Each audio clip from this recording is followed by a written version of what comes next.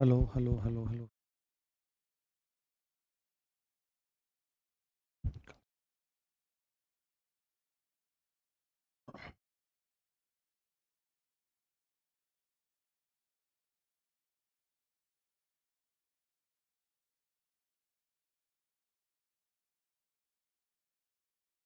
Hello hello hello hello hello.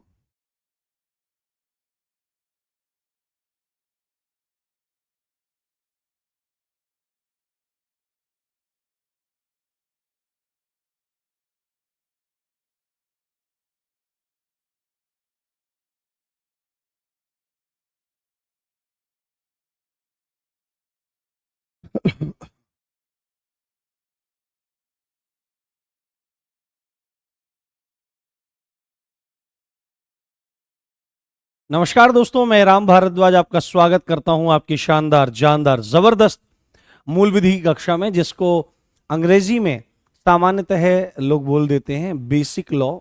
But आप basic law कह सकते हैं, बट अगर आप टेक्निकल टर्म का यूज करें तो उसका नाम है सब्सटेंटिव लॉ। तो मूल विधि में हम लोगों ने राइट टू इंफॉर्मेशन एक्ट को चालू किया हुआ है और बहुत अच्छे से इस चीज को हम करने का समझने का प्रयास कर रहे हैं। यद्यपि मेरे साथ में दिक्कत यह है कि मुझे समय थोड़ा सा अधिक लगता है, क्योंकि समझाना बहुत ज़्यादा ज़रूरी है। परंतु कोई बात नहीं, आपका स्वागत है, आपका वंदन है, आपका अभिनंदन है। और बहुत तेज़ी से आप लोगों के कमेंट चल रहे हैं, तो मैं उस तरह से तो देख नहीं पाऊंगा, क्योंकि इतना तेज़ी से कमेंट जा रहे हैं। तो आप ये मान करके चलिए कि सभी का वंदन, सभी का अभिनंदन, सभी का स्वागत। और आशा है आप लोगों को क्लास लेने में बहुत मज़ा आ रहा होगा। आप लोगों ने डेमो भी देख लिया है, हालांकि डेमो की विशेष आवश्यकता कुछ नहीं रहती है, क्योंकि दिस इज़ RW और आपको पता ही है कि कौन शिक्षक किस तरह से चीज़ों को पढ़ाते हैं, किस तरह से चीज़ों को समझाते हैं।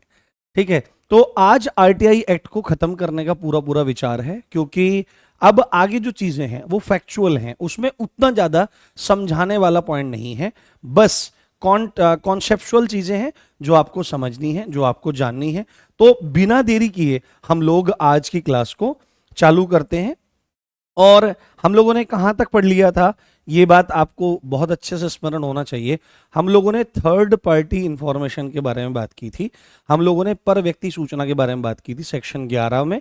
और उस सेक्शन 11 के बाद अब जो इंपॉर्टेंट चीज है जो मैं आपको बताने जा रहा हूं, देखो मैंने आपको एक चीज पहले ही इसके बारे में बता दी थी, और एक चीज मैं क्लियर आपको कर देता हूं यहां पर RTI के बारे में। आप साइड में एक नोट थोड़ा सा कर लें। RTI के बारे में एक जानकारी मैं आपको दे देता हूं। ठीक है, हमने पहले ही देखा था कि टोटल सेक्शंस कितने हैं, कुल धाराएं कितनी हैं। तो कुल धारा कितनी है बेटे? कुल धारा है हमारी 31। अगर कुल अध्यायों की चर्चा करें, यानी कि टोटल चैप्टर्स की अगर हम लोग बात करें, तो टोटल चैप्टर्स हैं यहाँ पर 06। और एक अनुसूची के बारे में मैं आपको सूचना और दे देता हूं, क्योंकि अनुसूची भी यहाँ पर जरूरी है। अनुसूचियों की संख्या है यहाँ पर 02। ठीक है, यहाँ पर 02 है। थोड़ा सा बताने का प्रयास करता हूं कि अनुसूची है ना, जो यहां पर प्रथम अनुसूची है, फर्स्ट शेड्यूल है। ठीक है, अब जहां पर जरूरी होगा अंग्रेजी टर्म वहीं पर लिखेंगे, क्योंकि अंग्रेजी टर्म लिखने की वजह से क्लासेस डिले होती हैं। परंतु जहां पर भी टर्मिनोलॉजी होगी, जहां पर भी जरूरत होगी, वहां पर अंग्रेजी शब्दों का भरपूर इस्तेमाल किया जाएगा। उस चीज के लिए आप निश्चिंत रहिए। तो अगर हम बात करें प्रथम अनुसूची किस बारे में बात करती है, तो you will have to say that कि प्रथम अनुसूची बात करती है अधिकारियों के। जो इसमें अधिकारी हैं आपके, कौन कौन से अधिकारी हैं? अधिकारी जो आपके अभी आएंगे, केंद्रीय सूचना आयोग और आपका राज्य सूचना आयोग और आपके लोक सूचना अधिकारी इत्यादि जो अधिकारी हैं, ऑफिसर्स की, है ना, शपथ, ऑफिसर्स की शपथ का प्रारूप है, उसके जो ओथ है उसका प्रारूप है, उसका ड्राफ्ट के बारे में जिक्र किया गया है कि किस तरह से शपथ किसको बोलते हैं? शपथ बोलते हैं ओथ को। ये आपको ध्यान रखना है। हो सकता है कि पूछ ले कि RTI की पहली जो अनुसूची है उसमें क्या है, तो आपको सीधे बोल देना है कि अधिकारियों की शपथ का प्रारूप है, यानी कि अधिकारियों की जो ओथ है उसका प्रारूप उसमें दिया गया है। दूसरी इंपॉर्टेंट चीज, बहुत इंपॉर्टेंट है, जहां से प्रश्न बनने की पूरी पूरी संभावना है, यहां पर मैं लिखता हूं दूसरी अनुसूची। ठीक है, यहां पर मैं लिखता हूं दूसरी अनुसूची। दूसरी अनुसूची। और दूसरी अनुसूची बहुत ज्यादा इंपॉर्टेंट है, क्योंकि इसमें उन संगठनों का नाम दिया गया है जिन पर आरटीआई लागू नहीं होती है। जैसे जितने भी आपके पैरामिलिट्री फोर्सेस हैं, बीएसएफ है, आईटीबीपी है, सीआरपीएफ है, सीआईएसएफ है, आर्मड फोर्सेस वगैरह हैं, है ना, आपका एनआईए है, रॉ है, आपका आईबी है, और भी जितनी एजेंसीज हैं उन सभी के बारे में यहां पर जिक्र किया गया है। तो यहां पर आप लिखिए कि उन संगठनों का जिक्र है, उन संगठनों का, संगठन मतलब ऑर्गेनाइजेशंस, ऑर्गेनाइजेशंस, उन संगठनों का जिक्र है जिन पर आरटीआई प्रभावी नहीं है, आरटीआई प्रभावी नहीं है, जिस पर आरटीआई प्रभावी नहीं है। और अभी इसके संदर्भ में एक धारा भी आएगी जो इस बात को स्पष्ट करेगी कि आपकी द्वितीय अनुसूची में जिन ऑर्गेनाइजेशंस का जिक्र है उन पर आरटीआई प्रभावी नहीं होता है। तो ऑल आर इंपॉर्टेंट, ये तीनों के तीनों इंपॉर्टेंट पॉइंट हैं। अभी तक हम विभिन्न धाराओं के अंतर्गत, जहां पर हम सेक्शन 11 में आ गए हैं, यहां तक हम लोगों ने गंभीरता से पढ़ना है, गंभीरता से समझना है। तफरी लास्ट के 2 मिनट में, मजा आ जाएगा, ऐसी ऐसी चीजें लेके आया हूं, परंतु फिलहाल यहां पर चीजें ध्यान देनी है। लेख का भी भरपूर ध्यान रखा जा रहा है जिससे आपको कोई दिक्कत ना हो, ठीक है। अब मैं आपको बताना शुरू करता हूं। आपसे पूछ सकता है कि अध्याय 3 किससे संबंधित है, तो हम यहां पर लिखेंगे चैप्टर, ठीक है, हम यहां पर लिखेंगे चैप्टर। और चैप्टर को ही हिंदी में क्या कहते हैं बेटे, हिंदी में अध्याय कहा जाता है। क्या कहा जाता है? अध्याय। और ये अध्याय कौन सा है? ये अध्याय है 4, जो बात करता है किसके बारे में? जो बात करता है केंद्रीय सूचना आयोग के बारे में। बहुत इंपॉर्टेंट है, आपसे सीधे पूछेगा कि केंद्रीय सूचना आयोग का जो जिक्र है वो कौन से अध्याय में किया, माफी चाहता हूं 3 में इस समय गर्मी इतनी चढ़ती है ना, यहां पर अभी हमारे पास एसी की व्यवस्था नहीं है, अध्याय 3 में, ठीक है। तो केंद्रीय सूचना आयोग, ना पंखा है और ना एसी की व्यवस्था यहां पर है इस समय। और ये कपड़े इस तरह के हैं क्योंकि अभी कुछ निर्माण कार्य हुआ था स्टूडियो में, तो अभी समय लगेगा। तो और लाइटें जल रही हैं भयंकर, कम से कम 15 लाइटें जल रही हैं कम से कम। आप समझ सकते हैं कितनी हीट यहाँ पर हो रही होगी और क्या हालत हो रही होगी।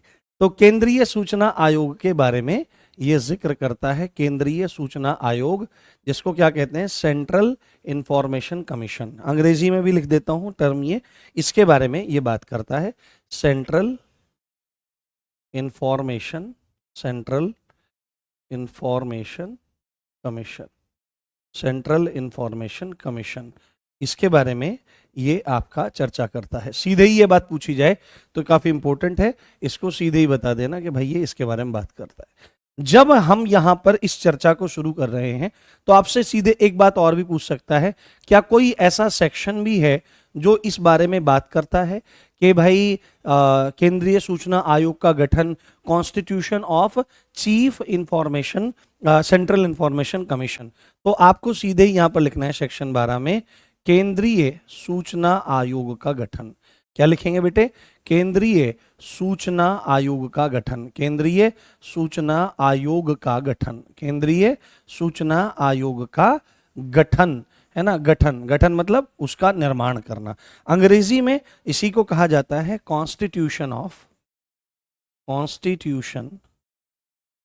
Of CIC। मैं CIC इसलिए लिख रहा हूं क्योंकि मैंने फुल फॉर्म वहां पर लिख दी है। तो सीधे ही आपसे पूछा जाएगा कि केंद्रीय सूचना आयोग का गठन कौन सी धारा में होता है। अध्याय पूछे तो अध्याय आपको बता देना है 3 है। और सीधे ही आपसे पूछा जाए, हाँ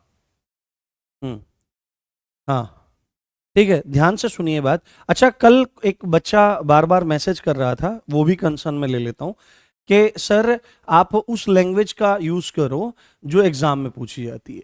तो लैंग्वेज बेटे मैं सिंपल लेकर के चल रहा हूं, क्योंकि अगर वही लैंग्वेज जो एक्ट में लिखी गई है, एक आध क्वेश्चन में उस तरह से लैंग्वेज कई बार आ जाती है, परंतु आपको पता है कि मैं प्रीवियस ईयर क्वेश्चन भी हाथ के हाथ करवा रहा हूं। तो आप बिल्कुल निश्चिंत रहें, आप प्रश्न 100% कर पाएंगे, इसमें कोई दिक्कत आपको नहीं होगी, विश्वास कीजिए आपका कल्याण होगा। तो कॉन्स्टिट्यूशन ऑफ आपका ये है। तो सीधे ही आपसे एक प्रश्न पूछा जाएगा कि सीआईसी का गठन कौन करेगा, है ना, सीआईसी का गठन कौन करेगा, है ना, कौन करता है या कौन करेगा। इस धारा में सीधे ही बात बोली गई है कि अगर केंद्रीय आयोग है तो इसका गठन किसके द्वारा किया जाएगा, तो इसका गठन सेंट्रल गवर्नमेंट द्वारा किया जाएगा। किसके द्वारा, सेंट्रल गवर्नमेंट के द्वारा, यानी कि केंद्रीय सरकार इसका गठन करती है, केंद्रीय सरकार इसका गठन करती है। ये वो फैक्ट हैं जो आपके एग्जाम पॉइंट ऑफ व्यू से जरूरी है। कौन गठन करता है, केंद्रीय सरकार इसका गठन करती है। दूसरा इंपॉर्टेंट पॉइंट, सदस्य कितने होते हैं, ये बात आपको ध्यान रखनी है। सीधे ही मैं यहां पर लिख देता हूं, सदस्य कितने होते हैं, टोटल मेंबर्स कितने होते हैं, सदस्य या टोटल मेंबर्स कितने होते हैं, इस तरफ थोड़ा सा ध्यान रखना जरूरी है, इस तरफ थोड़ा सा जानना जरूरी है। तो आपको सीधे ही एक बात बोलनी है, इसमें सदस्य होते हैं, एक तो आपके मुख्य सूचना आयुक्त होते हैं। कौन होते हैं, एक तो आपके मुख्य सूचना आयुक्त होते हैं, ठीक है, मुख्य सूचना आयुक्त यानी कि चीफ इंफॉर्मेशन ऑफिसर, ठीक है, कमिश्नर, चीफ, एक क्या होंगे आपके, chief information officer, chief CIC लिख देता हूं, ठीक है ना, इतना लंबा चौड़ा बार बार लिखेंगे तो कोई दिक्कत नहीं, सीआईसी होंगे, चीफ इंफॉर्मेशन कमिश्नर होंगे।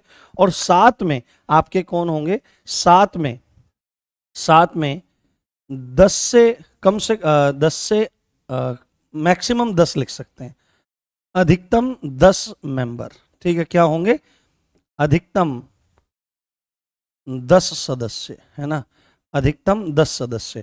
यानी कि अगर आपसे पूछा जाए कि केंद्रीय सूचना आयोग जो है उसका गठन कौन करता है, तो सेंट्रल गवर्नमेंट करती है। टोटल मेंबर्स कितने होते हैं, तो 10 और 11 मेंबर होते हैं, जिसमें एक आपका चीफ इंफॉर्मेशन कमिश्नर होता है और मैक्सिमम 10 सदस्य उसमें हो सकते हैं। 10 से ज्यादा किसी भी हालात में वहां पर सदस्यों को नहीं रखा जाएगा।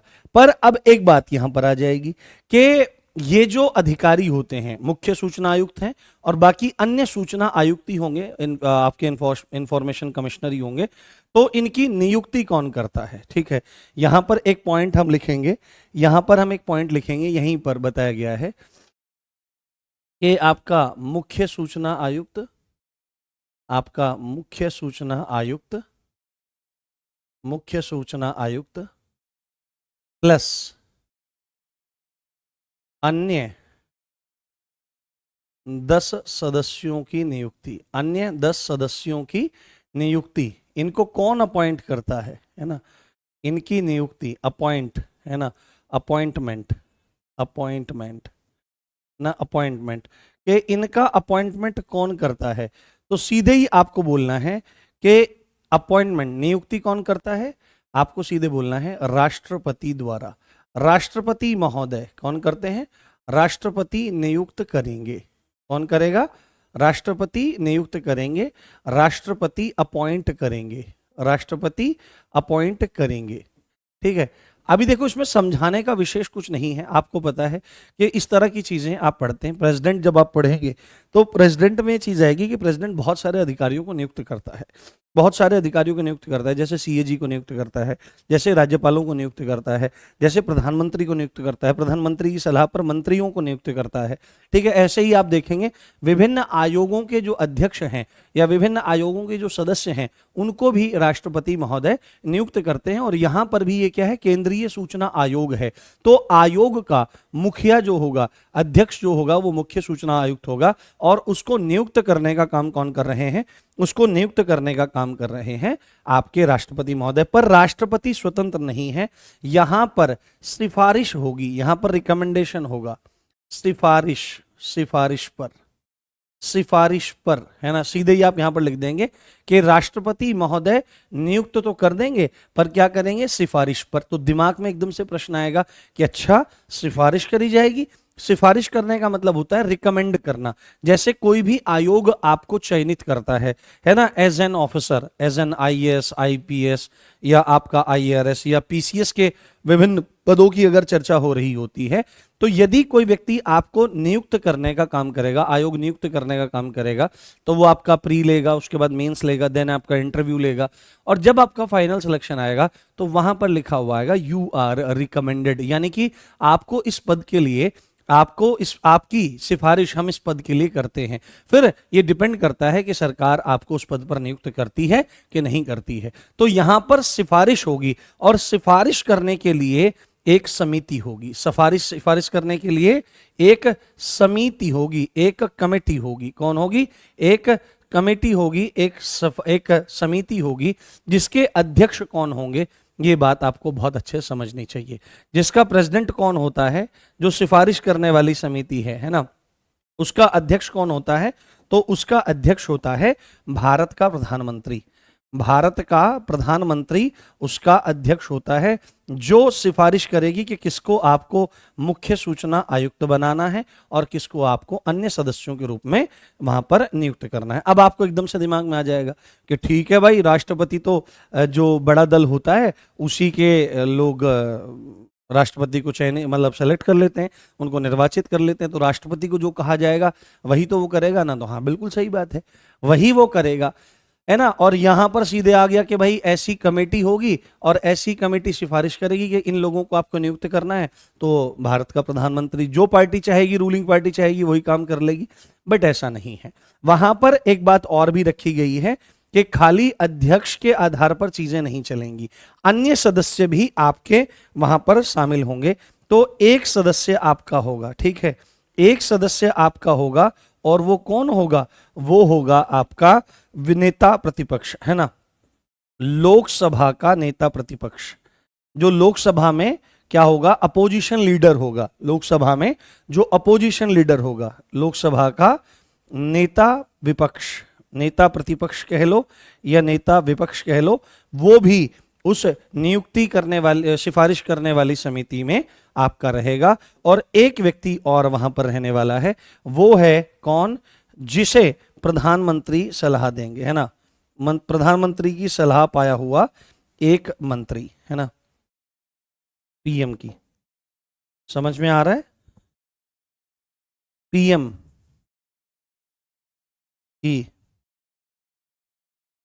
सिफारिश पर एक मंत्री, है ना, पीएम की सिफारिश पर एक मंत्री। तो ये आपको बहुत अच्छे से क्लियर करना है, यहां से आपके प्रश्न की बनने की संभावना है। केंद्रीय सूचना आयोग के जो अधिकारी हैं, जो सदस्य हैं, उनकी नियुक्ति करने वाली कमेटी का अध्यक्ष कौन होता है? तो आपको बोलना पड़ेगा आपका प्राइम मिनिस्टर ऑफ इंडिया। उसका और कौन कौन सदस्य हो सकते हैं? तो लोकसभा का नेता प्रतिपक्ष, और एक सदस्य आपका कौन हो सकता है? प्रधानमंत्री के द्वारा सिफारिश किया हुआ कोई एक मंत्री। तो इस तरह से आपको सेक्शन 12 को अच्छे से याद रखना है। समझ में आ गई बात? Is everything clear? एक बार बताओ मुझे, बताओ एक बार मुझे क्लियर करो, जितने भी लोग देख रहे हैं। Is everything clear? और एक बात मैं आपको बताना चाहता हूं, 1 मिनट मेरी बात सुनना। पहले मुझे बताओ, इज एवरीथिंग क्लियर? बहुत मजा आएगा, चिंता मत करो।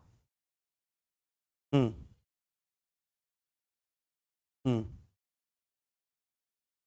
हाँ, लिख दिया है मैंने, लोकसभा का नेता प्रतिपक्ष या विपक्ष का नेता। ये आपको यहां पर देखो स्पष्ट रूप से लिखा हुआ है। हाँ, फिर आगे बढ़ते हैं हम लोग। हम्म हम्म चलिए, बहुत बढ़िया है, क्लियर है, बहुत बढ़िया, बहुत अच्छी बात है, आपको सब चीज़ें क्लियर हो रही हैं। तो इस तरह से, और देखो मतलब बहुत अच्छे से मैं इसको एक डायग्राम टाइप उसमें दिखा रहा हूँ। अगर मैं इसको ना पूरा थ्योरी में लिखवाने लगूँ यहाँ से यहाँ तक, तो आप लोग बोर हो जाओगे बहुत ज़्यादा। और यही सब चीज़ें उसमें लिखी हुई हैं, तो इनको सिंप्लीफाई करके मैं बताने का प्रयास कर रहा हूँ। अच्छा, अभी क्या है कि लगभग 5,000 के आसपास बच्चे लाइव देख रहे हैं। हालांकि एनरोल तो बहुत सारे बच्चों ने दिया है, परंतु एक चीज़ आप ध्यान रखिए, एक बात आप समझिए। जितने लोग आज आप देख रहे हैं, आप लोगों ने संकल्प किया है कि हमको यूपी पुलिस में दरोगा बनना है। परंतु अब आप देखेंगे, जो एनर्जी आपके अंदर ये आज है मेरे प्यारे बच्चे, ये अगर 10 दिन भी ना चली तो कोई फायदा नहीं है। और ये अंतिम अवसर है आपके जीवन का, ये मान लेना आप।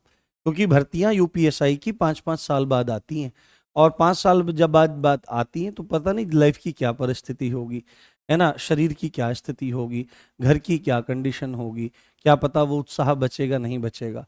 तो एक बार बेटे, बस एक बार हिम्मत करके और बस लगे रहो। ये संख्या जो है ना, ये बढ़नी ही चाहिए। ये कम नहीं होनी चाहिए, है ना। इस बात का आपको ध्यान रखना है, डेली सारी क्लासेस में आपको अवेलेबल रहना है, ठीक है। तो यहां तक की चर्चा हमारी स्पष्ट हो गई। अब हम चलते हैं यहां पर सेक्शन 13 की तरफ। जो सेक्शन 13 बात करता है पदावधि के बारे में, किनके, जो ये अधिकारी नियुक्त हुए हैं केंद्रीय सूचना आयोग के, इनके टर्म्स एंड पॉलिसीज के बारे में बात होती है। यहां पर हम क्या लिखेंगे, सीधे ही हम यहां पर लिखेंगे पदावधि और शर्तें, ठीक है। यहां पर ऐसे ही वहां पर लिखा हुआ है पदावधि, है ना, पदावधि और शर्तें, पदावधि और शर्तें, पदावधि और शर्तें। तो ये पदावधि और शर्तें किसकी हैं? तो ये पद अवधि, पद अवधि तो यहां पर कौन सी है, अकः सवर्णे दीर्घः पद धन अवधि, तो यहां पर आकार हो गया है, अका सवर्ण जो आपके वर्ण हैं वो मिलकर के दीर्घ हो जाते हैं, तो पद धन अवधि। तो जो भी कोई मुख्य सूचना आयुक्त या अन्य पदों को धारण करेगा वो कितने टाइम तक अपने पद पर बना रहेगा। जैसे अगर आप यूपी पुलिस सब इंस्पेक्टर बनते हो तो यूपी पुलिस सब इंस्पेक्टर बनने के बाद आप कितने समय तक पद पर रहोगे, 60 साल की उम्र तक। ऐसे ही किसी भी पॉलिटिकल पार्टी है तो पॉलिटिकल पार्टी 5 साल तक रहती है। तो कितने टाइम, रिटायरमेंट एज क्या है वो है, और कुछ इंपॉर्टेंट शर्तें भी अगर वहां पर हैं तो उनको भी देखना समझना जरूरी है। तो अगर अंग्रेजी में इसको लिखें तो टर्म्स ऑफ ऑफिस, अंग्रेजी में इसको लिखा जाएगा टर्म्स ऑफ ऑफिस, है ना, and conditions, and conditions, and conditions, इस तरह से आप इसको मेंशन कर सकते हो। तो बहुत अच्छे से आपको ध्यान रखना है, बहुत अच्छे से आपको समझना है कि हमने क्या बोला था, किसको नियुक्त कर रहे हैं। एक तो हम मुख्य सूचना आयुक्त को नियुक्त कर रहे हैं, मुख्य सूचना आयुक्त, एक तो मुख्य सूचना आयुक्त को हम लोग नियुक्त कर रहे हैं, अपॉइंट कर रहे हैं, प्लस हम अन्य सदस्यों को नियुक्त कर रहे हैं, अन्य सदस्यों को नियुक्त कर रहे हैं। तो ये कितने टाइम तक अपने पद पर रहेंगे, है ना, कितने समय पद पर रहेंगे, कितने समय तक पद पर रहेंगे, बिल्कुल सिंपल साधारण भाषा, कितने समय तक पद पर रहेंगे। तो वहां पर दो कंडीशन आपकी बनाई गई हैं। एक तो पहली कंडीशन तो यह है कि गवर्नमेंट जब तक चाहे, क्योंकि यहां तो सूचना देने की बात है, जो अपना विश्वसनीय आदमी होगा उसको रखा जाएगा, जो बचाता रहेगा सरकार को उसको ही रखा जाएगा। तो यहां पर एक बात बिल्कुल स्पष्ट कर दी गई है कि सरकार तय करेगी, पहला पॉइंट यहां पर है कि सरकार तय करेगी, है ना, सरकार तय करेगी कि कितने समय तक उस व्यक्ति को हमको पद पर बनाए रखना है। यानी कि जैसे राज्यपाल के बारे में है कि राज्यपाल जो होता है, गवर्नर जो होता है, वो राष्ट्रपति के प्रसाद पर्यंत कार्य करता है। एक शब्द होता है प्रसाद और एक शब्द होता है प्रासाद। आप समरूपी भिन्नार्थक शब्द अभी हिंदी में पढ़ेंगे, ममतेश सर बहुत अच्छे टीचर हैं, वो आपको सब ये क्लियर करेंगे। तो प्रसाद और प्रासाद, प्रसाद जो शब्द होता है जो मंदिरों में मिलता है, कहते हैं भगवान का प्रसाद ले लो, तो प्रसाद का अर्थ होता है कृपा, है ना, उनकी कृपा, और प्रासाद का अर्थ होता है पैलेस, महल। तो राष्ट्रपति के प्रसाद पर्यंत, पर्यंत मतलब तक, तो राष्ट्रपति जब तक चाहेगा राज्यपाल अपने पद पर बना रह सकता है। और ऑन एन एवरेज अगर एक टाइम पीरियड की बात करें तो 5 साल आप कह सकते हैं। तो पहला पॉइंट यह है कि कोई फिक्स एज लिमिट यहां पर नहीं दी गई है, परंतु फिर भी किसी ने कहा कि यार ऐसे कैसे चलेगा, सरकार ही तय करेगी, तो कोई एक फिक्स एज लिमिट तो दो। तो उन्होंने कहा अधिकतम 65 वर्ष की आयु तक। कब तक? अधिकतम कितने वर्ष की आयु तक? अधिकतम 65 वर्ष की आयु तक, अधिकतम 65 वर्ष की आयु तक, ये दो कंडीशन। तो इनमें से जो भी पहले पूरी हो जाए, इसमें एक पॉइंट यहां पर ऐड कर लीजिए, हम यहां पर एक पॉइंट ऐड कर लेंगे कि इनमें से, इन शर्तों में से, इन शर्तों में से जो भी पहले पूरी हो जाए, पहले पूरी हो जाए, तो तब तक वह व्यक्ति, ये अधिकारी अपने पद पर बने रह सकते हैं। तो ये बात आपको बहुत अच्छे से स्पष्ट हो जानी चाहिए। अब एक बात इसमें समझने वाली बात है, अब यहां पर इन्होंने एक बात तो लिखी थी कि टर्म्स ऑफ ऑफिस यानी कि पदावधि के बारे में बात हुई थी। ये एक्स्ट्रा शब्द यहां पर क्यों लगाया गया, शर्तें, कंडीशंस यहां पर क्यों लगाई गई? तो आपके दिमाग में एक पॉइंट आना चाहिए, जैसे अगर आप यूपी पुलिस एसआई बनोगे तो फिर आप थाना इंचार्ज भी जाओगे, आप इंस्पेक्टर भी बनोगे, देन आप रिटायरमेंट के टाइम तक पहुंचते पहुंचते आपका रिकॉर्ड अच्छा होगा तो आप डीएसपी भी बन जाओगे, है ना, जिसको सर्किल ऑफिसर कहते हैं, सीओ कहते हैं जिसको, तो वो भी आप बन जाओगे, है ना, फिर आप रिटायर हो जाओगे। पर इनकी तो क्या है कि सरकार तय करेगी। तो क्या ये दोबारा भी अपॉइंट किए जा सकते हैं, ये क्वेश्चन है आपका, बहुत इंपॉर्टेंट प्रश्न है यहां पर, इसको अच्छे से समझना है, इसको अच्छे से जानना है। यहां पर एक प्रश्न आप तय कर लीजिए कि क्या रिटायर होने के बाद, क्या रिटायर होने के बाद, क्या रिटायर होने के बाद, क्या रिटायर होने के बाद सीआईसी, ठीक है, सीआईसी अब आपको समझना चाहिए, इतना आपको समझना चाहिए कि सीआईसी का क्या मतलब है, चीफ इंफॉर्मेशन कमिश्नर, है ना, एवं अन्य सदस्य दोबारा नियुक्त किए जा सकते हैं, दोबारा नियुक्त किए जा सकते हैं, दोबारा नियुक्त किए जा सकते हैं, दोबारा नियुक्त किए जा सकते हैं। ये प्रश्न आपको बहुत अच्छे से ध्यान रखना है। तो भाई सीधे सीधे अगर इसका मैं उत्तर लिखवाना चाहूं तो आपको सीधे सीधे लिखना नो, ना ही, दोबारा ना ही बैठाया जाएगा वो पद पे। तो इस बात को बहुत अच्छे से ध्यान रखना है कि एक बार यदि ये अधिकारी रिटायर कर दिए गए सरकार के द्वारा तय सीमा में या 65 वर्ष की आयु तक, तो दोबारा से इन लोगों को अपॉइंट नहीं किया जाएगा। यही है वो शर्त जो आपको बहुत अच्छे से ध्यान रखनी चाहिए, ठीक है, यही है वो शर्त जो आपको बहुत अच्छे से ध्यान रखनी चाहिए। अब एक संशोधन इसमें मैं आपको बता देता हूं, सन 2019 में इस धारा के अंतर्गत ही 2019 में एक संशोधन हुआ है, एक अमेंडमेंट इसमें हुआ है, ठीक है, 2019 में एक संशोधन हुआ है, एक अमेंडमेंट हुआ है कि सीआईसी यानी चीफ इंफॉर्मेशन कमिश्नर प्लस आपके अन्य जो सदस्य हैं, अन्य जो आपके सदस्य हैं, है ना, अन्य जो सदस्य हैं, इनके क्या चीज, इनके वेतन, है ना, यानी सैलरी, यानी कि सैलरी, सैलरी, और क्या, इनके भत्ते यानी कि अलाउंसेस आपके, यानी कि इनके सैलरी, इनके अलाउंसेस, और क्या क्या, इनकी सेवाएं, है ना, इनको और कोई अगर सर्विसेज मिलती हैं, सर्विसेज मिलती हैं तो इन्हें केंद्र सरकार प्रोवाइड करवाएगी, है ना, केंद्र सरकार उपलब्ध कराएगी, केंद्र सरकार ये सुविधाएं देगी। ये बात आपको बहुत अच्छे से याद रखनी है, बहुत अच्छे से आपको ये चीज समझ लेनी है, ठीक, क्लियर हो गई बात, समझ में आ रही है बात, मजा आ रहा है, बोर तो नहीं हो रहे हो? हाँ हाँ हाँ, बिल्कुल अपने हाथ से नोट्स बनाने चाहिए। कोई बच्चा पूछ रहा है क्या सर हमें अपने हाथ से नोट्स बनाना चाहिए? आप देखो कि मैंने पहले भी लिख करके पढ़ाया है, मैं फिर से लिख करके पढ़ा रहा हूं, तो आपका भी ये नैतिक धर्म है, आपका भी ये कर्तव्य है कि आप इन चीजों को, जो कठिनतम चीजें मानी जाती हैं यूपीएसआई के पाठ्यक्रम के अंतर्गत, उनको लिख लिख करके ही याद करना चाहिए। तो आपको ये बहुत अच्छी बात है संस्था की कि संस्था आपको बोर्ड पीडीएफ देती है, हैंड रिटन पीडीएफ देती है, जिससे आपको भरपूर सुविधा मिले।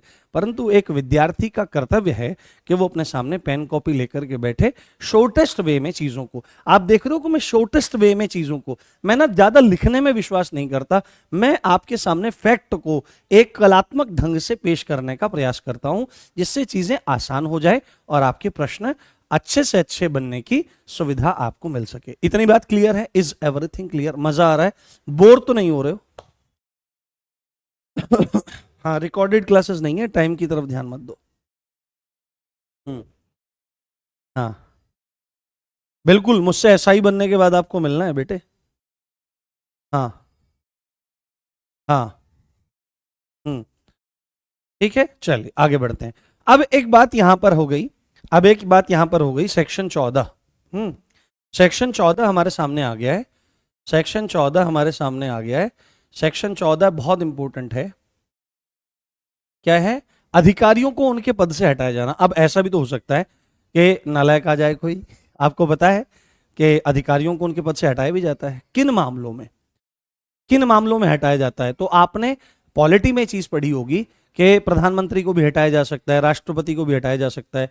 राष्ट्रपति को हटाए जाने का केवल एक कारण है, यदि वह संविधान के जो उपबंध हैं उनका उल्लंघन करे, यानी कॉन्स्टिट्यूशन के जो प्रोविजंस हैं उनका यदि उल्लंघन करता है। परंतु और अधिकारियों के बारे में बात आती है कि यदि वो दिवालिया हो जाएं, यदि वो पागल हो जाएं, वो मेंटली अनस्टेबल हो जाएं, वो उस पद को धारण करने योग्य ही ना रहें, या वो भ्रष्टाचार के या कदाचार के मामलों में संलिप्त आपके हो जाएं, तो आपको यहां पर सीधे सीधे लिखना है मुख्य सूचना आयुक्त। सीधे ये धारा क्या कहती है?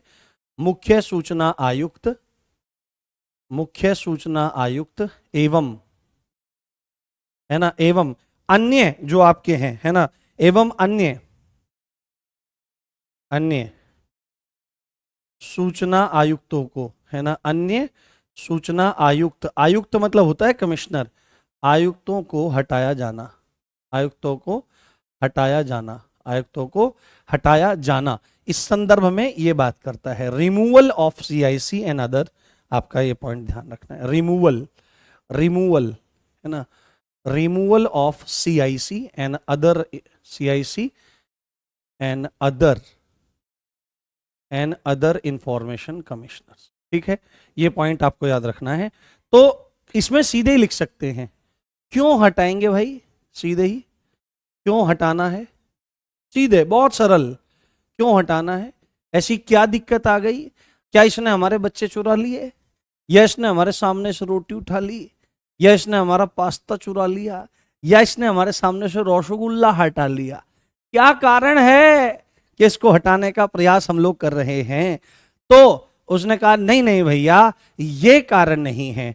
क्यों हटाना है? यानी कि हम कारणों की चर्चा कर रहे हैं, यानी कि हमको कारण चाहिए, यानी कि हमको रीजंस चाहिए, रीजंस चाहिए।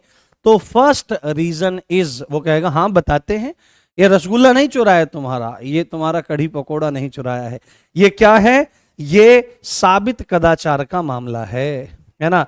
यदि क्या हो जाता है कि कदाचार के मामलों में, साबित कदाचार यानी कि भ्रष्टाचार, यानी कि करप्शन का मामला है, भ्रष्टाचार यानी कि करप्शन का मामला है ना, करप्शन का मामला है, करप्शन का मामला है, तो उस व्यक्ति को हटाया जा सकता है। उस पर कदाचार के आरोप हैं, उसने सही से लोगों से बिहेव नहीं करता, अपना काम ठीक से नहीं करता, है ना, घूस लेता है, या और डिसिप्लिन, मतलब अलग अलग चीजें होती हैं, तो उस व्यक्ति को हटाया जा सकता है। दूसरी इसमें बात है कि यदि वह अयोग्य हो, यदि वह असमर्थ हो, है ना, असमर्थ हो, है ना यदि वह असमर्थ हो, पद को धारण करने में असमर्थ हो, उस पद के योग्यता वह न रखता हो, बस बना दिया हो, काम ही नहीं कर पा रहा, इतनी योग्यता ही नहीं है, तो उस व्यक्ति को हटाया जा सकता है। बट यहां पर एक शर्त है, ऐसे ही मुंह उठा के हटाया नहीं जा सकता। ठीक है, शर्त क्या है, हटाने की शर्त क्या है कि सुप्रीम कोर्ट यानी कि उच्चतम न्यायालय की जांच के बाद ही, उच्चतम न्यायालय, है ना, उच्चतम न्यायालय की जांच के बाद ही हटा सकते हैं, उच्चतम न्यायालय की जांच के बाद ही हटाया जाएगा, है ना, हटाया जाएगा, उच्चतम न्यायालय की जांच के बाद ही हटाया। ऐसे तो कोई भी मान लिया वो कहने लगा कि भाई प्रेजेंट गवर्नमेंट है, तुम गड़बड़ कर रहे हो, मैं ये जानकारी तुम्हारी दूंगा लोगों को, ये बात वो बोलने लग गया, और वो कहने लगे सुन रहे छोरा मुन्ना, अगर हमारी बात बोली ना तो सेक्शन 14 का यूज करते हुए तेरे पे भ्रष्टाचार का आरोप लगा देंगे, या तुझे असमर्थ बता देंगे इस पद के लिए और तुझको बाहर निकाल देंगे। तो सीधे बोलेगा कि झूम बराबर झूम, ये सीधे बोलेगा मेरे पास तो सुप्रीम कोर्ट है, पहले सुप्रीम कोर्ट इस बात की जांच करेगा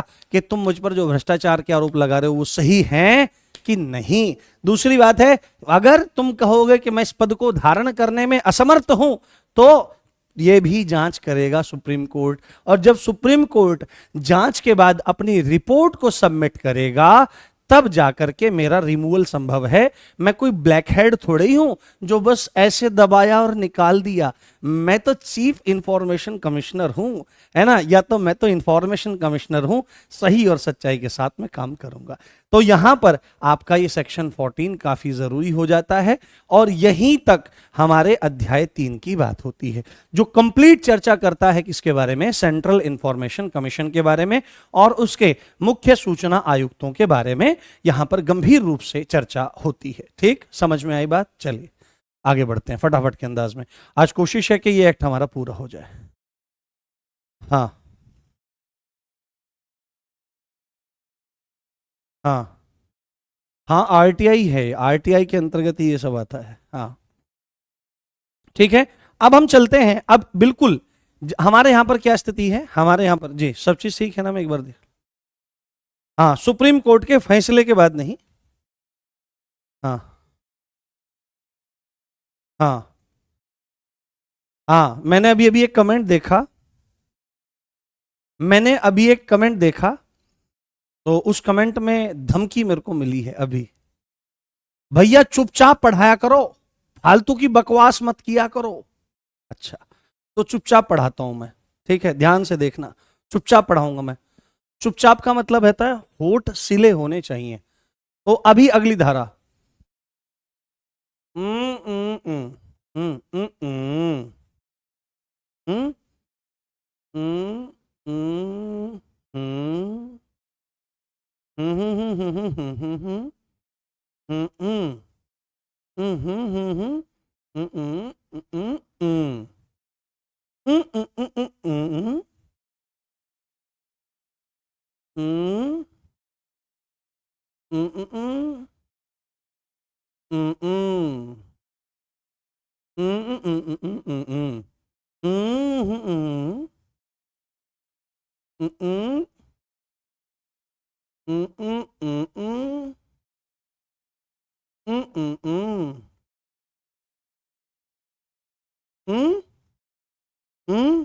हम्म हम्म हम्म ऐसा ये नीम का डंडा रखा है भाई साहब यहाँ पे, ध्यान है, ज्यादा ज्ञान देने की जरूरत नहीं है।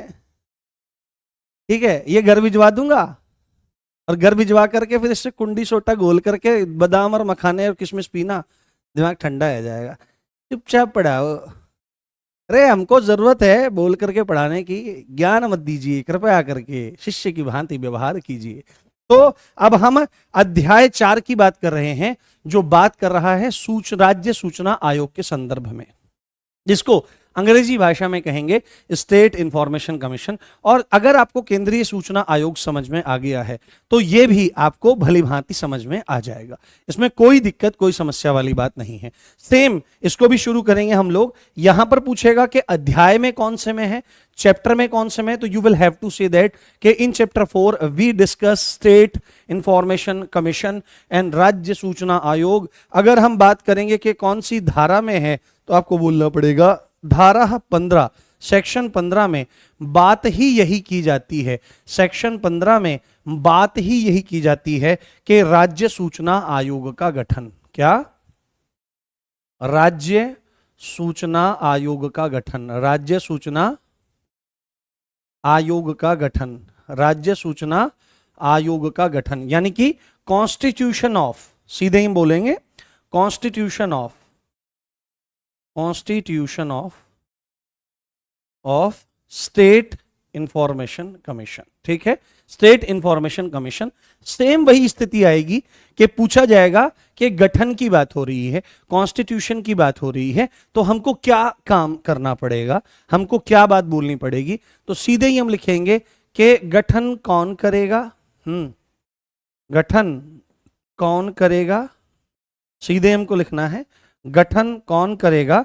तो आपका सीधे ही उत्तर होना चाहिए कि राज्य का अगर बात हो रही है तो राज्य सरकार करेगी। कौन करेगी, राज्य सरकार करेगी, स्टेट गवर्नमेंट करेगी। कौन करेगी, स्टेट गवर्नमेंट करेगी। ये पॉइंट आपको बहुत अच्छे से ध्यान रखना है। गठन कौन करेगा, स्टेट गवर्नमेंट करेगी। ठीक है, गठन कौन करेगा, स्टेट गवर्नमेंट करेगी। ये बात अपने दिमाग में आपको अच्छे से डाल लेनी है। अब इसमें स्थिति ये है, अब इसमें स्थिति यह है कि कौन कौन लोग होंगे इसमें, कितने लोगों, कितने सदस्य होंगे। तो जैसी स्थिति केंद्रीय सूचना आयोग में है कि एक मुख्य सूचना आयुक्त होगा, वहां पर तो केंद्रीय मुख्य सूचना आयुक्त था, सेंट्रल है ना, सेंट्रल इंफॉर्मेशन ऑफिसर था। यहां पर राज्य मुख्य सूचना आयुक्त रहेगा, यहां पर भी एक मुख्य सूचना आयुक्त रहेगा और 10 मैक्सिमम 10 लोग आपके अन्य सूचना आयुक्तों के तौर पर होंगे। तो यहां पर हम सीधे बात करते हैं कि भाई सदस्य कितने होंगे, है ना, सदस्य कितने होंगे, मेंबर्स कितने होंगे, मेंबर्स कितने होंगे, इस बारे में हमको चर्चा कर लेनी है। तो यहां पर सीधे ही हमको जो बात बोलनी पड़ेगी कि एक कौन होगा, एक होगा आपका राज्य मुख्य सूचना आयुक्त। एक कौन होगा, राज्य मुख्य सूचना आयुक्त होगा, जिसको आप क्या कह सकते हो, स्टेट चीफ इंफॉर्मेशन कमिश्नर। ठीक है, चीफ आपका स्टेट चीफ इंफॉर्मेशन कमिश्नर होगा। और दूसरे नंबर पर और कितने लोग होंगे, तो इसमें आपको लिखना है अधिकतम 10 अन्य सदस्य। अधिकतम कितने, अधिकतम 10, बिल्कुल वही सेंटर वाली स्थिति है, अधिकतम 10 अन्य सदस्य, अधिकतम 10 अन्य सदस्य, जिन या उनको आप इंफॉर्मेशन कमिश्नर कह सकते हो। ये इतने लोग आपके इसमें रहेंगे सदस्य, ये आपसे पूछा जाएगा। तो केंद्र वाले में और राज्य वाले में सदस्यों की संख्या लगभग बराबर ही है या बराबर ही है। वहां पर केंद्रीय मुख्य सूचना आयुक्त है, यहां पर राज्य मुख्य सूचना आयुक्त है, वहां पर 10 अन्य सूचना आयुक्त हैं, यहां पर भी 10 अन्य सूचना आयुक्त हैं आपके। तो सीधे ही अब हमारे दिमाग में प्रश्न आएगा कि भाई चलो यहां पर बात हो रही है आपके SCIO की, है ना, SCIC की, यानी कि आपका स्टेट चीफ इंफॉर्मेशन कमिश्नर, यानी कि राज्य मुख्य सूचना आयुक्त, है ना, राज्य मुख्य सूचना आयुक्त प्लस अन्य 10 सदस्य, है ना, 10 अन्य सदस्य, जो कि कौन होंगे, जो कि सूचना आयुक्त ही आपके होंगे, जो कि कौन होंगे, सूचना आयुक्त ही होंगे। इनको अपॉइंट कौन करेगा, सीधे ही हम यहां पर पॉइंट करेंगे कि नियुक्ति कौन करेगा। ठीक है, अब अगर राज्य में है तो राज्य में किसे नियुक्ति करनी चाहिए एक बार बताना, अपॉइंट कौन करेगा, बिल्कुल अकॉर्डिंग टू द सेक्शन, है ना, वहां पर अकॉर्डिंग टू द सेक्शन 12, क्योंकि जो स्ट्रक्चर आपकी सेंटर में है वही आपका यहां पर है। तो आप मुझे बताओ कि अपॉइंट कौन करेगा, मैं लिख देता हूं पूरा यहां पर कि अपॉइंट कौन करेगा, अपॉइंट कौन करेगा, बताओ यहां पर स्टेट में कौन करेगा, आंसर। मैं थोड़ा जल ले लेता हूं इतने हम्म मैं थोड़ा जल ले लेता हूं।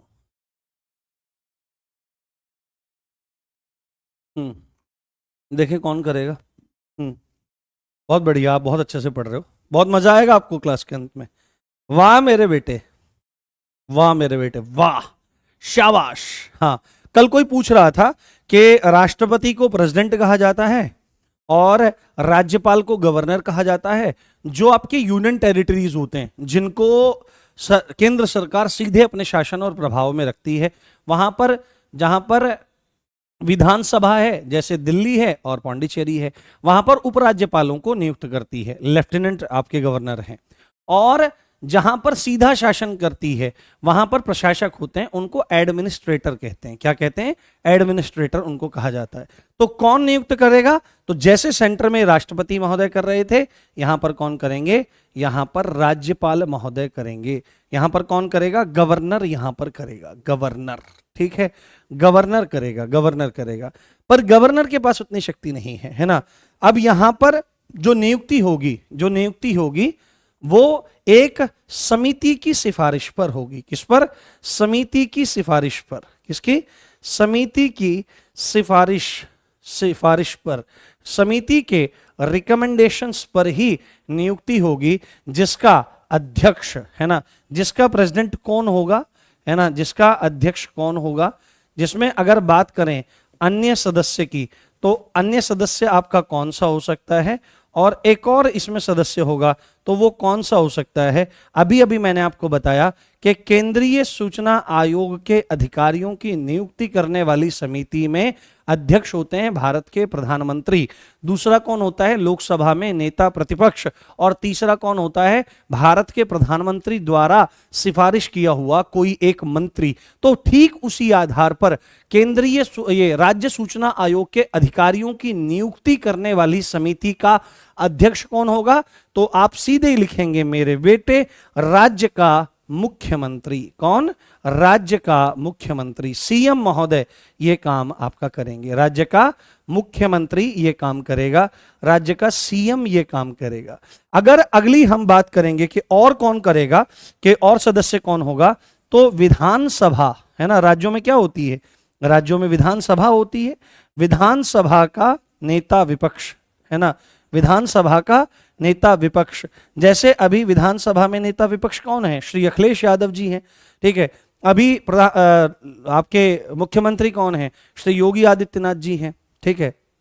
आप लोगों को एक बात पता होनी चाहिए कि मैं किसी भी तरह की पॉलिटिकल विचारधारा में कभी भी बहता नहीं हूं, ठीक है। मेरे लिए बीजेपी, मेरे लिए आपकी समाजवादी, बहुजन समाजवादी पार्टी या तमाम जितनी पार्टियां हैं, वो अपने अपने विचारधारा हैं लोगों की। एक्चुअली में ये एक प्रोफेशन है जहां पर लोग आपको पॉलिटिकल पार्टी के नाम पर सड़कों पर, मंचों पर, टीवी के कार्यक्रमों में लड़ते हुए दिखाई देते हैं, परंतु बैकस्टेज, जिसको नेपथ्य कहा जाता है ना, रंगमंच के पीछे की जो जगह होती है उसको नेपथ्य कहते हैं।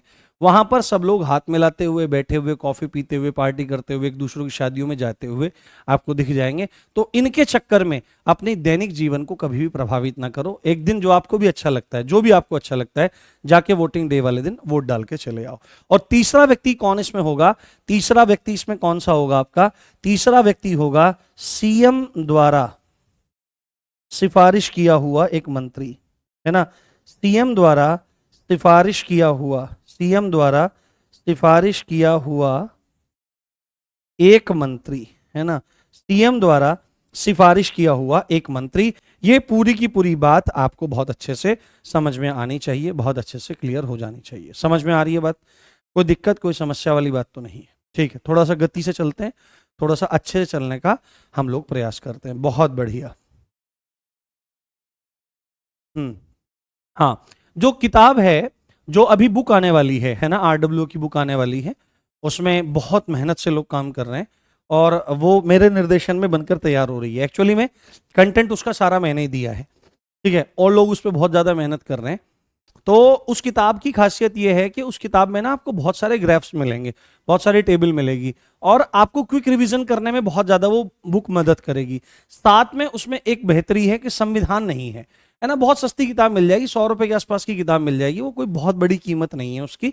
और उसमें क्या चीज रहेगी कि जो भी एक्ट रहेगा उससे रिलेटेड जो भी इंपॉर्टेंट प्रश्न हैं, प्रीवियस ईयर क्वेश्चन है, वो आपको एक्ट के साथ ही मिलेंगे, है ना। और बिल्कुल आपको उसमें पिक्चर मिलेंगी, डायग्राम मिलेंगे। सारी धाराओं को समझाने के लिए हमने घटनाओं को दिखाया है। अगर कोई गोली मार रहा है तो उन घटनाओं को भी हमने चित्रों के माध्यम से, बहुत सुंदर मल्टी कलर 4 कलर में वो किताब आएगी।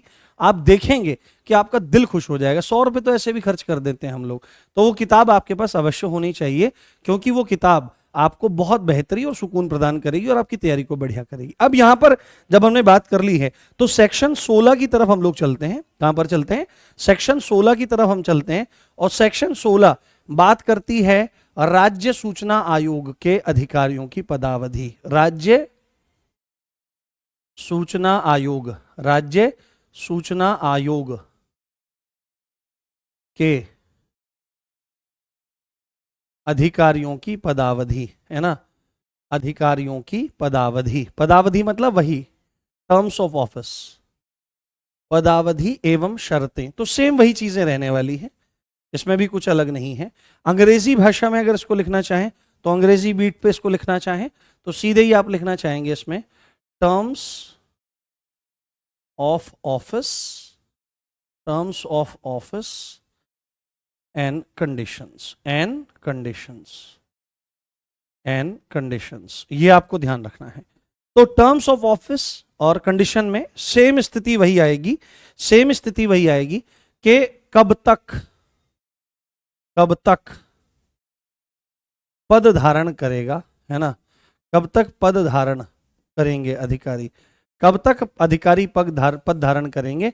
तो वही दो बातें हैं, वही दो बातें हैं जो पहले थी आपकी, कि सरकार तय करेगी। कौन करेगी? सरकार तय करेगी। सरकार तय करेगी। इसमें अब ज्यादा मैं समझाने में प्रयास नहीं कर रहा हूं, इसको मैं जल्दी जल्दी पूरा करना चाहता हूं, क्योंकि मेरा प्रयास है कि आज ये एक्ट पूरा हो जाए। हालांकि मैंने कोशिश की थी कि मेरी क्लास के बाद किसी की क्लास ना हो अन्य शिक्षक की, क्योंकि अगर 10-5 मिनट ऊपर भी हो जाए तो अपना टॉपिक कंप्लीट हो जाए। तो अगर ये आज नहीं होता ना, तो मैं बात करूंगा फिर आगे, एडमिन जो है, जो पूरा मैनेजमेंट संभालते हैं, तो उनसे बात करूंगा कि मेरे को ऐसा कोई टाइम दो जहां पे मैं 10-5 मिनट ऊपर भी हो जाए तो काम चल जाए। तो सरकार तय करेगी, या 65 वर्ष की आयु तक, है ना, 65 वर्ष की आयु तक, या 65 वर्ष की आयु तक, दोनों में से जो पहले हो, है ना, दोनों में से जो पहले पूरी हो जाए, जो पहले पूरी हो जाए, ये बात आपको ध्यान रखनी है। सेम वही कंडीशन है। अब यहां पर एक शर्त जो है वो इंपॉर्टेंट है आपकी, उसको आपको ध्यान रखना है। यहीं पर सीधे ही मैं लिख देता हूं कि रिटायर होने के बाद दोबारा नियुक्त नहीं होंगे। रिटायर होने के पश्चात, रिटायर होने के बाद दोबारा अपॉइंट नहीं होंगे, दोबारा अपॉइंट नहीं होंगे, दोबारा अपॉइंट नहीं होंगे, है ना, ये अधिकारी दोबारा अपॉइंट नहीं होंगे। ये बात आपको बहुत अच्छे समझनी है, बहुत अच्छे जाननी है। राज्य सूचना आयोग के अधिकारियों की पदावधि एवं शर्तें सेम वही है। Clear? Is that clear? Everything clear? जल्दी बताओ। हाँ सर जी, मैं, हाँ, आपके कमेंट इतनी तेज गति से चलते हैं तो पता नहीं लगता। डाउट आपका जो भी कुछ रह जाया करे, आप एक काम करो, जैसे अब ये वीडियो है तो इसमें कमेंट सेक्शन भी आता है, तो अगर, वैसे तो मुझे लगता नहीं कि कोई डाउट आपका बचेगा, मैं इतनी गंभीरता से इतनी सरल भाषा में पढ़ा रहा हूं, फिर भी यदि आपका डाउट कुछ बच जाता है तो आप उसमें डाल दो, जो कमेंट सेक्शन है, मैं समय अनुसार उस कमेंट सेक्शन को देख लूंगा और आपके डाउट्स भी देख लूंगा। कुछ अच्छी बातें हो तो वो बता दिया करो, ठीक है? चलो ठीक है, आगे बढ़ते हैं। अब यहां पर एक चीज समझने का प्रयास करते हैं सेक्शन 17 में, कि रिमूवल, वही चीज है सीधे ही, सेक्शन 17, पीछे 16 था ना हमारा, हाँ ठीक है, सेक्शन 17 हमारा है। तो राज्य सूचना आयोग के पदाधिकारियों को, पदाधिकारियों को, पदाधिकारियों को पद से हटाया जाना, पद से हटाया जाना, पद से हटाया जाना। तो क्यों हटाए जाएंगे? सेम वही कारण है, सीधे हम लिखेंगे पद से हटाए जाने का कारण क्या हो सकते हैं। तो कारण वही है जो हमारे पहले थे। क्यों हटाया जाएगा? तो कारण वही है जो पहले थे। या तो क्या है कि साबित कदाचार का मामला है। किसका? साबित कदाचार का। कदाचार, कद मतलब बुरा, आचार मतलब आचरण, है ना। या सीधे ही आप इसको लिख लो, भ्रष्टाचार का मामला है। किसका? भ्रष्टाचार का मामला है। अंग्रेजी भाषा में लिखना चाहो तो अगर करप्शन का मामला है तो उसको हटाया जा सकता है। या दूसरा क्या है कि पद धारण करने में असमर्थ है, पद धारण करने में, पद धारण करने में वह व्यक्ति असमर्थ है, पद धारण करने में वह व्यक्ति असमर्थ है, तो उसको उसके पद से हटाया जा सकता है। परंतु यहां पर एक शर्त है ना, यहां पर एक शर्त है कि रिपोर्ट सौंपी जाएगी। ऐसे नहीं कि मनमर्जी से हटा दिया। जैसे केंद्रीय सूचना आयोग में अगर उन अधिकारियों को पद से हटाने की बात थी तो सुप्रीम कोर्ट पहले प्रॉपर उस चीज को लेकर के इंक्वायरी बिठाएगा, इन्वेस्टिगेशन करेगा, जांच करेगा, और हाँ, जांच करेगा, और जांच करने के बाद एक रिपोर्ट सबमिट करेगा। यदि वो रिपोर्ट पॉजिटिव आती है इन चीजों को लेकर के, तो उसके पद से उस व्यक्ति को हटा दिया जाएगा, है ना, उस व्यक्ति को हटा दिया जाएगा। वहां पर क्या चीज थी? वहां पर क्या चीज थी कि सुप्रीम कोर्ट की रिपोर्ट के आधार पर हटाया जा रहा था। यहां पर क्या होना चाहिए वो मुझे आप बताओ। यहां पर क्या होना चाहिए वो चीज मुझे आप बताओ। हाँ, समझ में नहीं आ रहा है? क्या समझ में नहीं आ रहा है? हाँ, शुरू में समझ में नहीं आता, अब अच्छे समझ में आ रहा है। बेटे समझने का प्रयास करोगे, इसीलिए तो मैं धीरे धीरे चल रहा हूँ, इतना डिटेल में लेकर के चल रहा हूँ। आप समझने की कोशिश करो, तब चीजें समझ में आएंगी। बताओ क्या आंसर होना चाहिए, किसकी रिपोर्ट के आधार पर हटाया जाएगा? ऐसे नहीं हटाया जाएगा। वहां पर केंद्र में क्या था? Supreme court. यहां पर क्या होना चाहिए? हाँ, राज्यपाल तो हटाएगा ही, जो नियुक्त करता है वही हटाता है। आंसर करो। हाँ, कौन हटाएगा? किसकी रिपोर्ट के आधार पर? वाह मेरे बेटे वाह, वाह मेरे चीतो वाह, हाई कोर्ट, वाह वाह वाह वाह वाह। ये कैसा जुमला कह दिया आपने कि इनको हटाया जाएगा हाई कोर्ट के आधार पर? सारे गलत, यहां पर भी हाँ, यही तो खेल है। राज्य सूचना आयोग का दिमाग में आते ही लोग हाई कोर्ट नहीं, यहां पर भी सुप्रीम कोर्ट ही आएगा, यहां पर भी सुप्रीम कोर्ट ही आएगा।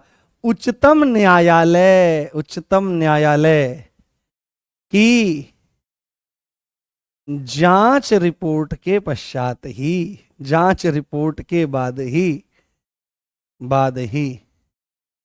राज्यपाल द्वारा हटाया जाएगा। हाँ, ये खेल है, राज्यपाल द्वारा हटाया जाएगा, राज्यपाल द्वारा हटाया जाएगा, राज्यपाल द्वारा हटाया जाएगा। ये बात आपको बहुत अच्छे से ध्यान रखनी है, ये खेल है। जैसे आपको पता है कि सुप्रीम कोर्ट के जजों की नियुक्ति कौन करता है?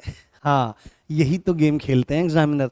और आप मेरे भोले भोले बच्चे जो अपने आप को बहुत समझदार समझते हैं, जो कहते हैं सीधे पढ़ाओ, बकवास मत करो, बताओ अपने गुरु को कोई ऐसे बोलता है? हाँ, सुप्रीम कोर्ट। तो ऐसे ही एग्जामिनर भी खेल जाता है आपके साथ में। हाँ तो यहां पर भी हाई कोर्ट ना होकर सुप्रीम कोर्ट है। जैसे मैंने भी बताया कि सुप्रीम कोर्ट के जो न्यायाधीश हैं, जो जजेस हैं, उनकी नियुक्ति राष्ट्रपति द्वारा की जाती है। परंतु जैसे ही बात आती है कि उच्चतम न्यायालय हाई कोर्ट के जो जजेस हैं उनकी नियुक्ति कौन करेगा, तो आपको लगता है केंद्र में वो कर रहा है, स्टेट में राज्यपाल करेगा, बट ऐसा नहीं है। वहां पर भी नियुक्ति किसके द्वारा की जाती है? राष्ट्रपति के द्वारा ही की जाती है। यहां पर भी ये पॉइंट इंपॉर्टेंट है, एग्जामिनर अच्छा हुआ तो यहीं पे फंसा लेगा और 2.5 नंबर आपके खींचने का प्रयास करेगा। ठीक है, तो मैं सोच रहा हूं कि फिर आज ये मुझे लगता नहीं पूरा हो पाएगा, क्योंकि हमको 30 तक पहुंचना है। तो कल इसका फाइनल सेक्शन हो जाएगा, कल इसको कंप्लीट करेंगे। मुझे एक बात बताओ, यदि कुछ टाइम चेंज कराने के बारे में बात करी जाए तो कैसा रहेगा, जिससे 1-1.25 घंटे भी अगर क्लास चल जाए तो कोई दिक्कत ना हो। हम्म क्योंकि कल फिर क्लास होनी ही है इसी की। ये इंपॉर्टेंट एक्ट है, इसलिए इतना गंभीरता से इसको पढ़ाया जा रहा है। हम्म आनंद लीजिए, बहुत आनंद है ना, बहुत जान लगा करके। अब मुझे लगता है लेख की भी समस्या नहीं होगी, तो ठीक ही ठाक लिख रहा हूं भाई मैं भी। देखो कितना सुंदर मोती से टपका रखे हैं मैंने, मोती से चमका रखे हैं भाई मैंने, मल्टी कलर यूज कर रहा हूं तुम्हारे लिए। देखो कितनी मेहनत कर रहा हूं। अगर फिर भी आप संतुष्ट ना हो पाए तो भाई फिर कोई फायदा नहीं है मेरे जीने का। हाँ, मुझे मर तो नहीं जाना चाहिए, पर मुझे पढ़ाना ही चाहिए बढ़िया करके। बताओ। हाँ, तो टाइम चेंज करने के बारे में बात करनी चाहिए। नहीं भाई, 2 बजे नहीं, 6 बजे के आसपास की बात करो, शाम के टाइम की। यूपी जीके वाले जो सर हैं उनसे बात करी जाएगी फिर, क्योंकि उसके बाद कोई यूपीएसआई की क्लास नहीं है। 6 बजे क्लास है ना, तो उनको 4 बजे भेज देंगे, इनको 6 बजे भेज देंगे। वैसे मुझे लगता नहीं है ऐसा हो पाएगा, बट चलो देखते हैं, कोशिश करते हैं। तो आज हम क्लास को यहीं रख लेते हैं, और शानदार क्लास आपके साथ आज एप्लीकेशन पर रही। गंभीरता से पढ़िए, निश्चिंत होकर के पढ़िए। समय से पाठ्यक्रम पूरा किया जाएगा विद प्रीवियस ईयर क्वेश्चन। बहुत शानदार तैयारी करवा के एग्जाम में भेजूंगा, चिंता मत करना। दिन रात मुझे मेहनत करनी पड़ेगी तो मैं करूंगा, पर आपको बढ़िया तरह चीजें समझाऊंगा। जितने भी लोग देख रहे हैं वो अच्छे अच्छे कमेंट जरूर छोड़ दें, और शायरी अगर सुननी है तो शायरी सुनने के लिए आप तैयार हो जाएं। जिसको अगली कक्षा में जाना है वो जा सकता है, क्योंकि ऐसा हो सकता है ना कोई हमको पसंद नहीं आती हैं दिल दिल आशिकी शायरियां, तो कोई बात नहीं, मैं आपको 1-2 सुना देता हूँ। ठीक है, चलो। हम्म हम्म हाँ, चलो चलो सुनो, आज थोड़ी सी दुख भरी दास्तान सुनो किसी की, है ना। आज थोड़ी सी दुख भरी दास्तान सुनो, फिर क्लास को हम ऑफ करेंगे। 1 मिनट रह गया है हमारा। क्या कहा किसी ने? एक कोई बहुत परेशान है, अपनी जिंदगी के हालातों से, जैसे हम आप परेशान हैं जिंदगी को लेकर के। तो उसने बहुत भाव में आकर के एक बात कही कि अपने हालात, क्या बोला उसने, अपने हालात, अपनी हालत, सीधे ऐसे बोलना चाहिए, अपनी हालत का खुद एहसास नहीं मुझको। ये बहुत बुरी हालत है, बाल ऐसे बिखरे पड़े हैं, कपड़े नहीं मिल रहे हैं, खाने को कुछ नहीं मिल रहा है, प्रॉब्लम्स ही प्रॉब्लम्स लाइफ में है। तो सीधे ही बोल पड़ा, लोग कह रहे हैं कि यार तुम क्या हो गया, तुम परेशान लग रहे हो। तो उसने कहा नहीं नहीं मैं तो ठीक हूं, मैं तो मुस्कुरा रहा हूं। तो उसने कहा अपनी हालत का खुद एहसास नहीं मुझको, मैंने औरों से सुना है। क्या सुना है? मैंने औरों से सुना है कि परेशान हूं मैं। मैंने औरों से सुना है कि परेशान हूं मैं, कि परेशान हूं मैं। ठीक है, अपनी हालत का खुद एहसास नहीं मुझको, मैंने औरों से सुना है कि परेशान हूं। एक और सुनाऊं, एक और सुना देता हूं चलते चलते। हम्म।